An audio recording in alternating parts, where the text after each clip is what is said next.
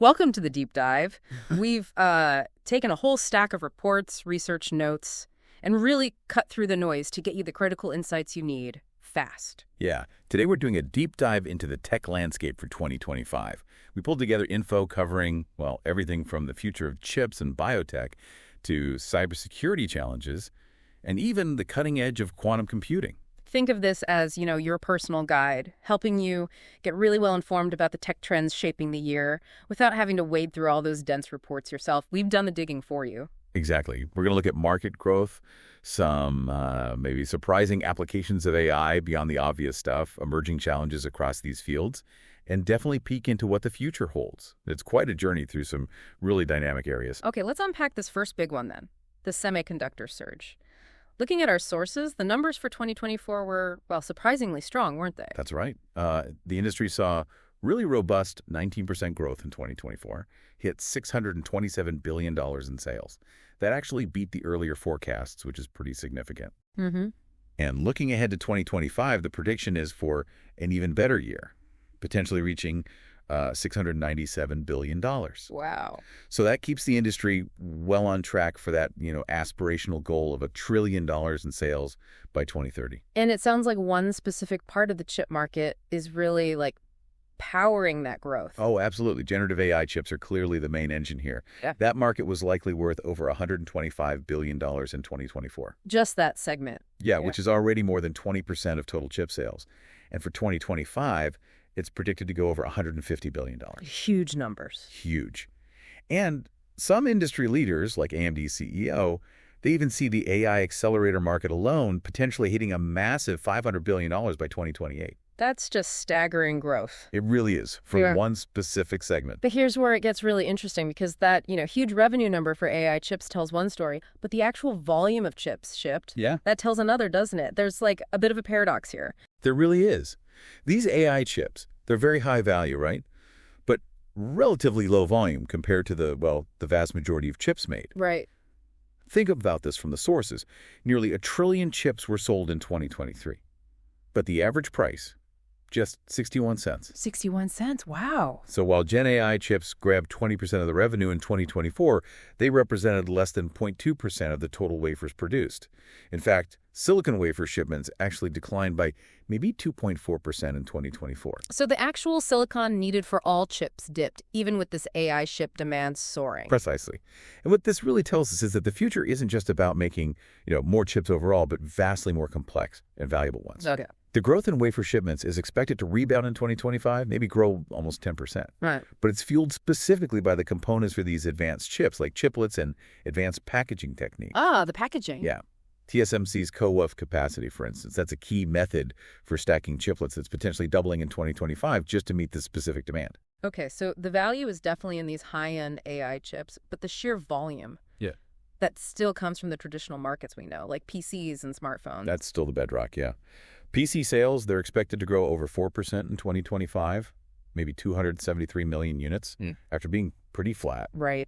Smartphone sales, also low single-digit growth, beyond the, 1.24 billion units in 2024. Still massive numbers. Oh, huge volume, especially for computer and communication chips. They made up 57% of total semiconductor sales back in 2023. So yeah, the spotlight's on AI, but the foundation is still built on these everyday devices. And we're starting to see those AI chips move out of the giant cloud data centers and closer to where we actually use them, the edge, as they call it. That feels like a pretty big shift in where the processing power is going. Yes, the edge is definitely becoming more and more important. And our sources highlight different sides of this trend. Like the enterprise edge, what's happening there? Exactly. So about half of enterprises are planning to add AI data center infrastructure on premises in 2025. On-prem, interesting. Yeah. We could be talking tens of billions of dollars globally for these chips and systems, probably driven by needs for data protection, compliance, maybe even cost savings compared to relying only on the public cloud for certain AI tasks. And AI is coming directly to our personal devices too, right? Gen AI PCs are supposed to be, half of all PCs sold in 2025? That's the prediction. Some forecasts even see almost all PCs having NPUs neural processing units, basically dedicated AI processors by 2028. And these cost more. They're expected to command maybe a 10-15% price premium. It's worth noting there's this discussion around what makes a true AI PC. often pointing to a 40 TOPS threshold. 40 TOPS? Yeah, 40 trillion operations per second, kind of a benchmark for having substantial AI power right there on the device. Companies like Qualcomm, they expect significant annual revenue just from PC chips in this space by 2029. Okay, what about phones? I mean, they're already pretty smart. How does AI change things there? Well, Gen AI phones are predicted to be about 30% of smartphone sales in 2025. Now, the chip value per phone, just for the AI part, is much lower, under $1, according to one source. Ah, okay. But the volume is huge, right? Over 1 billion units a year.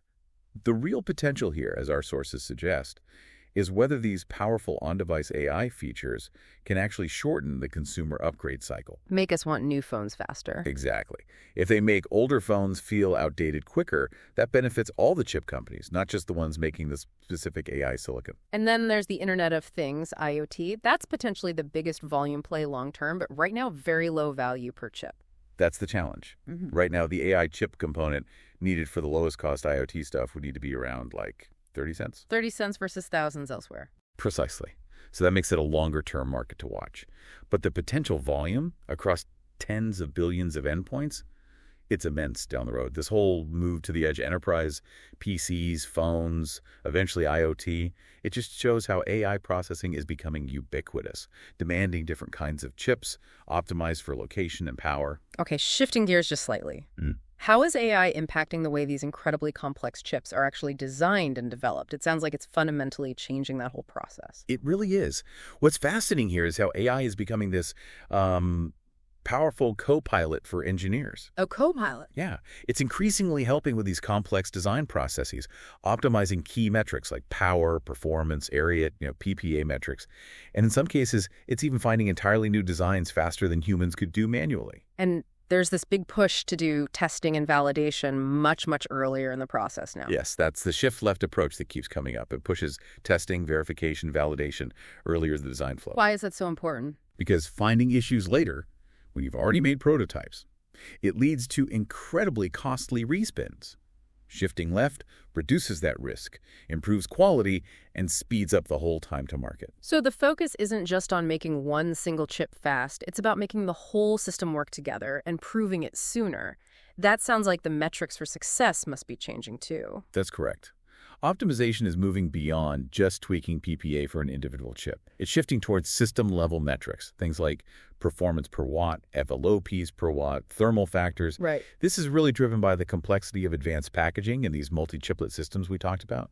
You're optimizing how multiple pieces work together, not just one in isolation. And speaking of pieces, are we seeing more demand for domain-specific chips, ones tailored for cars or specific AI tasks instead of just general-purpose ones? Exactly. Customized chips are definitely growing in prominence because different applications have very unique needs.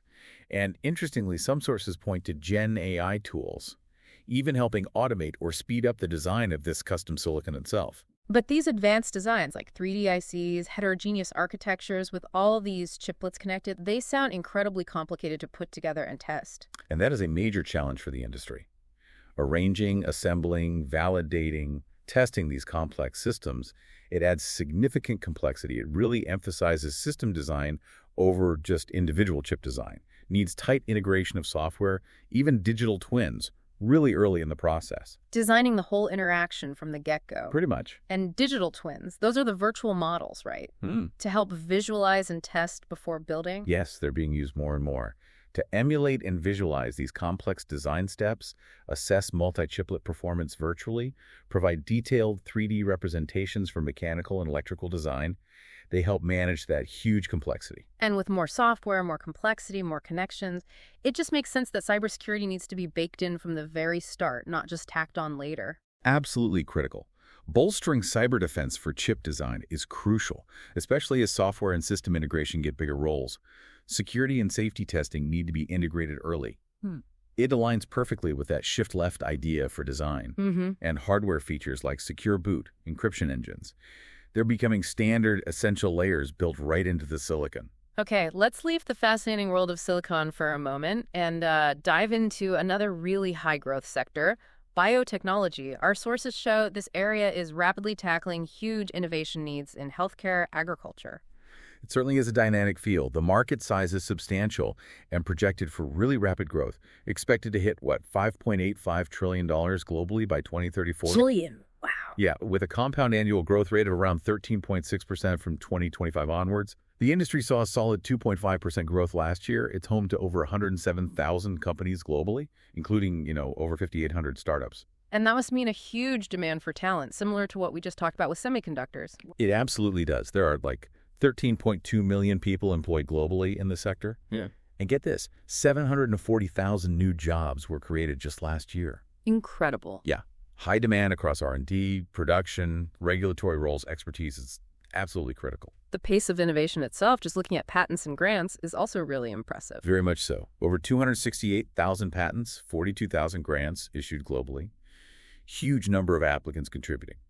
The U.S. and China are leading in patents, 63,000 and 44,000 respectively. Okay. And biotech and pharma patent applications specifically saw big increases around 2020. Partly pandemic-related research, sure, but also reflects this underlying acceleration. And where are the big global hubs for this kind of activity? Where is it concentrated? Well, the major country hubs are the U.S., India, UK, China, Germany. Within those, leading city ecosystems include London, New York, San Francisco, Boston. Usual suspects, kind of. Kind of. San Diego was highlighted to nearly 2,000 life science companies there, about 76,000 jobs, maybe $56 billion in economic output. And looking ahead, India specifically expects over 35,000 biotech startups by 2030. Shows how fast it's expanding geographically. The investment landscape sounds pretty hot, too, which I guess isn't surprising given that growth potential. It is very active. Strong investment momentum. Average funding round size is around $47.7 million. Pretty healthy average. Yeah. Over 44,000 investors involved in nearly 100,000 rounds across 23,000 companies. Some of the top investors by committed capital, based on the sources, include big names like Bayer, Boston Scientific, plus major investment firms like Goldman Sachs, Arch Venture Partners, OrbiMed, pouring billions in. So what are some of the key trends within biotech right now, and which ones are seeing the fastest growth? Okay, precision medicine is a key focus, growing at about 12.6% annually. That involves over 10,000 companies. It's all about tailoring healthcare to individuals based on genetics, environment, lifestyle. Right, personalized medicine. Exactly. Clinical genomics, diagnostics, targeted therapeutics needs deep expertise in genetic sequencing, biomarker discovery. Synthetic biology also sounds fascinating, like engineering biological systems. Yes, precisely. Growing at about 5.2% annually over 2,800 companies. It involves designing and building new biological parts, devices, systems, or redesigning existing natural ones for useful purposes. Creating customized enzymes, biofuels, compounds used in pharma, sustainable agriculture, new materials, really broad applications. And the trends seeing the most explosive growth, according to the data. That would be 3D bioprinting. Really impressive, 27.1% annual growth rate. Wow. Use 3D printing techniques, but with biological materials to create things like bioengineered tissues, organoids, scaffolds. So artificial tissues and organs. Sort of, yeah. It's a smaller market segment overall compared to precision or synthetic biology right now, but its growth rate is the fastest. Over 460 companies focusing on applications in regenerative medicine, drug screening platforms, disease modeling. You mentioned some innovative startups from the sources that exemplify this activity. Can you give us a few quick highlights? Certainly, these examples really show the breadth of what's happening. Like 199 biotechnologies in the UK. Yeah, they're working on a really cutting-edge approach involving epigenetic reprogramming, basically trying to reverse certain cellular changes linked to aging, targeting age-related diseases, maybe even cancer. They just got $6.5 million in seed funding for this. Okay. And Queen Biotechnologies in Canada, that sounds very specific. It is. They're developing personalized phage therapy.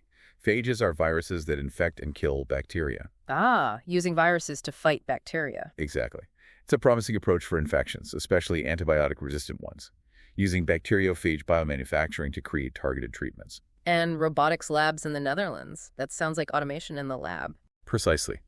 They make robotic systems, specifically for microbiology lab automation, trying to streamline those labor-intensive testing processes with specialized bots. InnoBot, Microbot, TAPR, Spreadbot, StowBot improves accuracy, throughput, lowers costs. Okay.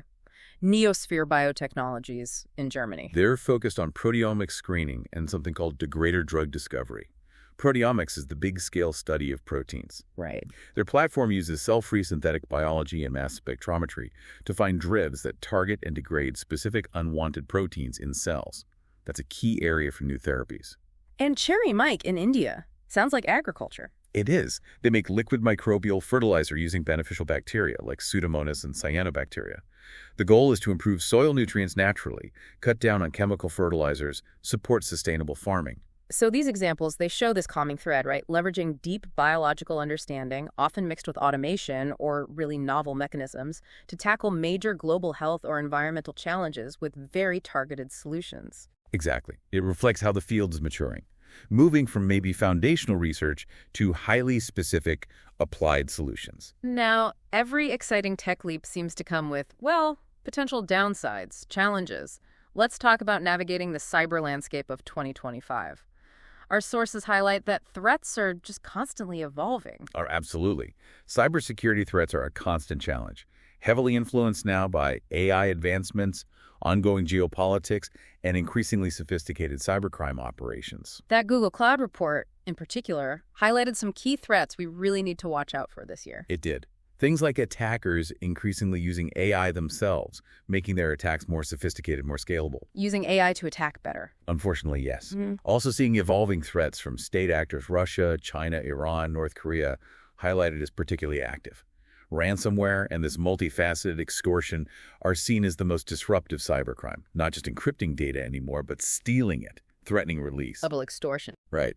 And a growing threat from infostealer malware, just designed purely to steal credentials and sensitive info. But the report also mentioned that defenders get to use AI too. Yes, that's the crucial flip side.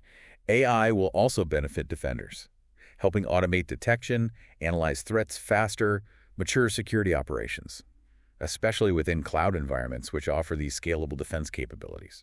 And looking a bit further ahead, there's a big challenge coming that needs preparation now. Absolutely. Preparing for post-quantum cryptography. It's crucial. Explain that quickly. As quantum computers get powerful enough, our current encryption methods, the ones protecting almost everything online, will eventually become breakable. Right. So we need to develop and migrate to new cryptographic standards that can resist attacks from quantum computers. And that transition needs to start now, because it's a really complex, long process. Which brings us neatly to our next frontier, the quantum leap forward. What's actually happening in quantum computing and technologies globally. That in April 2025 GQI report had some fascinating details. What's really interesting here isn't just the theory, but the concrete, nationally driven efforts happening all over the world right now. It's clearly a global race, and different countries have different strategies. Starting with the EU, what are they up to? The European Union is developing a comprehensive quantum strategy, and they're expected to propose a Quantum Act, maybe later in 2025. It's about creating a coherent framework, an investment plan. Okay. Their Euro-HPC joint undertaking has already delivered 4 quantum computers to member states, with 2 more planned, so getting actual systems into researchers' hands. Switzerland made a move with export controls related to quantum tech. Yes, that's pretty notable. Effective April 1st, 2025. They've put export controls on specific cryogenic systems, the cooling needed for some quantum computers. Also, single photon detectors used in quantum communication and certain quantum random number generators. So restricting who can buy this key tech. Essentially, yes. Requires licenses for exports outside the UEFTA and for long tech assistance contracts. Affects about 23 Swiss companies. Could cause significant delays, maybe 18-24 months, for clients in places like Asia. Though there are exemptions for collaborations like CERN. The UK seems focused on bridging that gap between research and actual use. That's right. They've invested £30 million in 7 quantum computing test beds at their National Quantum Computing Center. The idea is to provide platforms for researchers and companies to experiment, try things out, and bridge that gap from basic science to real-world applications. Australia is working on fostering international connections. Yeah, they facilitated connections through a multilateral dialogue for quantum at a recent conference.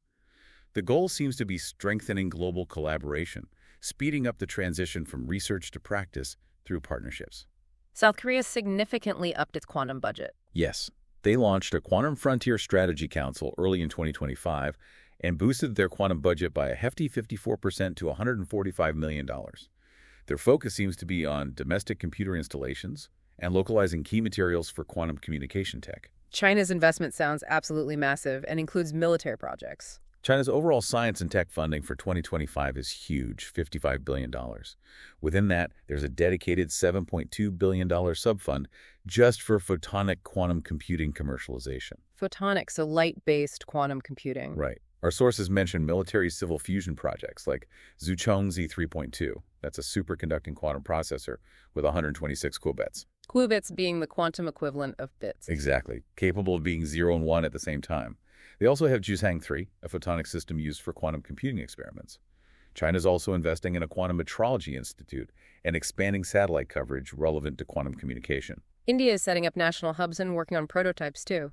Yeah, India's National Quantum Mission is establishing 4 thematic hubs across the country to focus research efforts. They're prepping a site for the ISRO Quantum Center and partnering for a 50-qubit trapped ion prototype that's another type of quantum computer architecture. Okay. They've also demonstrated quantum key distribution, or QKD, that's secure communication method over 400 kilometers between Delhi and Jaipur, pretty significant distance, and established the first quantum valley in Pune with about $96 million in infrastructure. It's really clear this isn't just theoretical physics anymore. It's a global strategic technology race. Huge national investments, different approaches everywhere. Absolutely. Different countries are prioritizing different things: basic research, specific hardware types, practical applications, or the security side like export controls. So what does this all mean when we connect it back to the bigger picture? These tech advances, they don't happen in a vacuum. Our sources really stress the critical importance of macro issues like geopolitics, supply chains, and of course, talent. Absolutely. Geopolitical tensions from 2024, they seem to be intensifying in 2025. And this has a huge impact, especially on semiconductors, given those complex global supply chains. Right. U.S. export restrictions are continuing, focusing on advanced nodes, inspection gear, metrology tools, adding specific companies to restricted lists. It's described as that small yard, high fence approach. Narrowly targeted, but high impact. Exactly. And China has responded with restrictions of its own. Yes. China announced export restrictions on gallium and germanium. These are materials essential for chip manufacturing and other high-tech stuff. It's seen as, a retaliatory measure and really highlights how fragile supply chains are when they depend on just a few sources. Proposed U.S. tariffs on countries like China, Mexico, Canada, that could also complicate things further. It definitely raises important questions about supply chain complexity.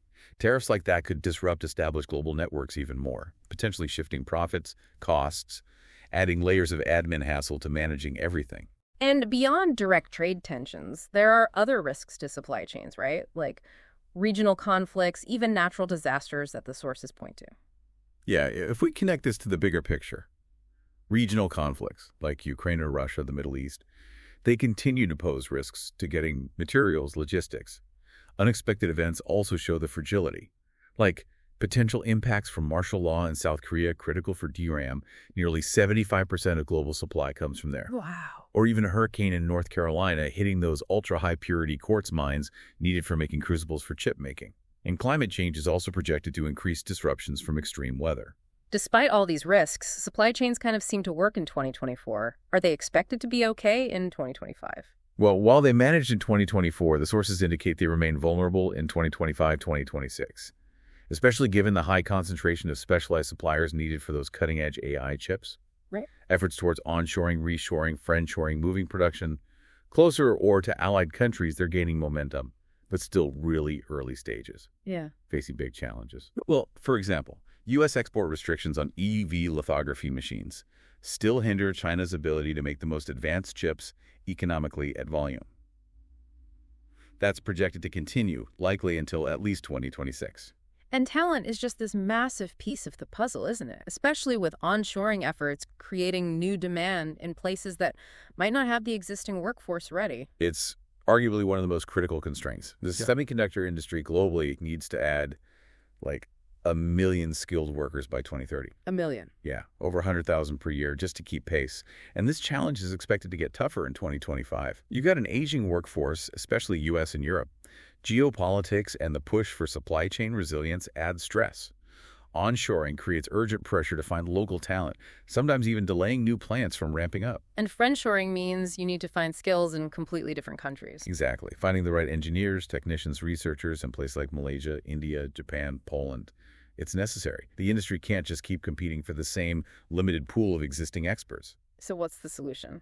Strategies are needed to make the industry appealing, building trust, highlighting stability, growth, collaborating with education, government on training programs, leveraging things like the various CHIP Acts. Offering flexible upskilling for the current workforce is key. And interestingly, sources even suggest maybe agentic AI systems that can act autonomously could eventually offer a partial solution for workforce planning down the line. Fascinating. Okay, finally, we absolutely need to talk about the crucial human and societal element here. Our sources highlight these fundamental ethical implications raised by AI's rapid integration into, well, everything. Yeah, AI's increasing presence is undeniable, and it's raising significant technical, ethical, and legal challenges across the board. Sources like that Forbes article really dive into this. One huge area is just legal regulations, right? They seem to be lagging way behind how fast AI is developing. This is a massive issue. Creates legal loopholes. You get questions around accountability. Who's responsible when an AI makes a decision with bad consequences? There's the pervasive problem of algorithmic bias, where AI reflects or even amplifies biases in its training data. Right. And there's a lack of global data standards to manage how information flows. There's a clear need for clearer rules on data management privacy, misuse, mandatory algorithm audits to check for bias, transparency in how AI systems work. And the laws need to keep up somehow. Exactly. They need to be flexible enough to keep pace with this rapid tech evolution, which is, a really difficult balance to strike. Copyright is another really thorny area. AI creating images, text, music. Yeah. It just blurs the lines with human work. It really does.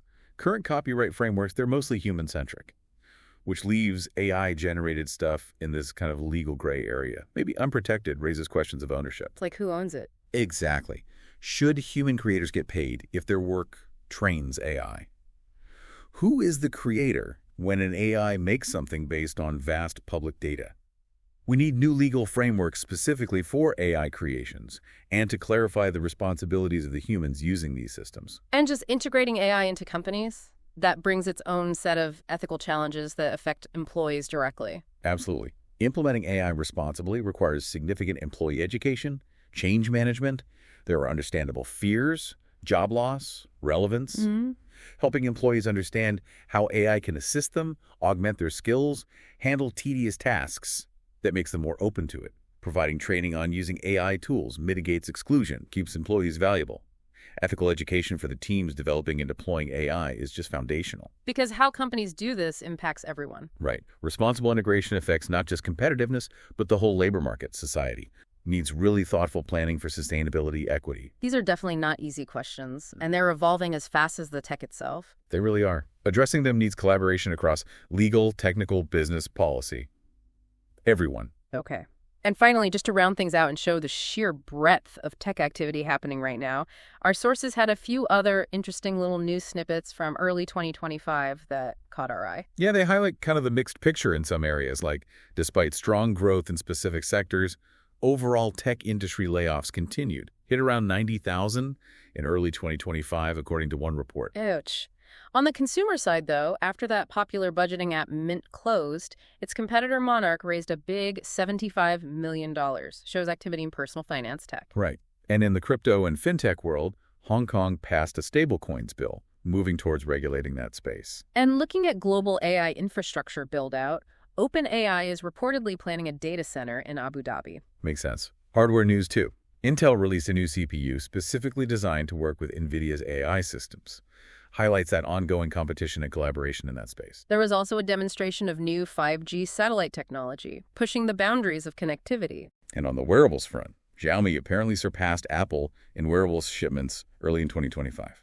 Shows shifts in market leadership there. So yeah, just a snapshot of activity beyond our main deep dive areas shows just how much is constantly in motion. It certainly does. Constant change. Wow. Okay, we have covered a lot of ground today. We dove into that explosive growth in semiconductors driven so heavily by AI, despite the volume paradox, the equally exciting advances, and huge investment in biotech, the ever-present need to stay ahead of evolving cybersecurity threats, the global race and very concrete progress happening in quantum computing, the critical importance of talent and supply chain resilience as these potential bottlenecks, and those fundamental ethical questions raised by AI just weaving itself into our lives and work. Yeah, 2025 really looks like a year of significant technological acceleration, undeniably heavily influenced by AI across almost every sector we touched on. And while growth is strong, innovation is thriving in key areas like chips and biotechs. The challenges remain really substantial. Talent acquisition, supply chain stability, navigating these complex ethical and regulatory landscapes. Right. The interconnectedness of all these fields and the macro issues impacting them, it just seems clearer than ever. Well, hopefully this deep dive has given you some valuable insights, maybe some aha moments, cut through some of that complexity to highlight what's most important happening in these areas for you right now. Thinking about everything we've discussed, Mm-hmm. from AI designing chips and raising copyright questions to global competition in quantum, the sheer scale and diversity of biotech maybe consider this. With technology advancing at such an unprecedented speed across so many fronts all at once, what's the biggest risk we face globally? Is it moving too fast without adequate guardrails and understanding? Or is it moving too slowly and just being left behind by the pace of innovation?